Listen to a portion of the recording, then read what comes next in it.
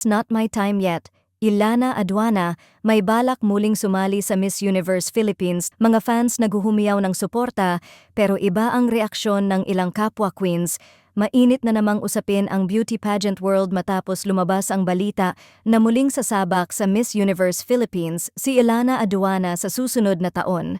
Ito'y matapos ang kanyang maiksi, pero makahulugang post sa social media na nagsasabing, "It's not my time yet, but I know one day it will be." Marami ang kinilig, pero mas marami ang napasana all, lalo na't isa si Ilana sa mga crowd favorite na hindi pa man opisyal, umaapaw na agad ang suporta para kay Ilana. "Queen behavior yan! Come back stronger, Ate Ilana!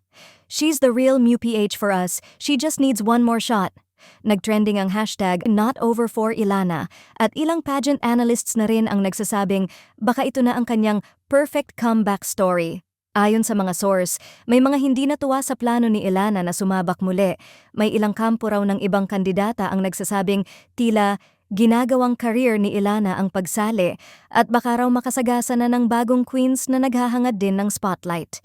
"She already had her time, let others shine naman, di pwedeng puro rejoin na lang." Isang anonymous na kandidata. May mga netizens din na nagsabing baka gamitin lang ni Ilana ang hype at sympathy para makaangat muli, tulad ng sinasabing ginawa kay Ahtisa ngayong taon. Sa kabila ng lahat, mukhang buo ang loob ni Ilana na lumaban muli. Sa isa pang cryptic post niya, sinabi niyang, "The crown is not the end goal, it's the purpose behind it." At mukhang klaro na sa kanya ang direksyon, comeback, redemption, at koronang pinaglalaban, hindi hinihingi. Sa likod ng matinding suporta, may mga chismis na ilang insiders sa pageant world ang naiinis sa clamor para kay Ilana.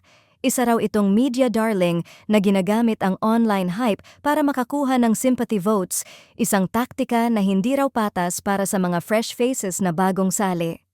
Walang masama sa pagsubok ulit, pero sana hindi niya daanin sa awa at paawa.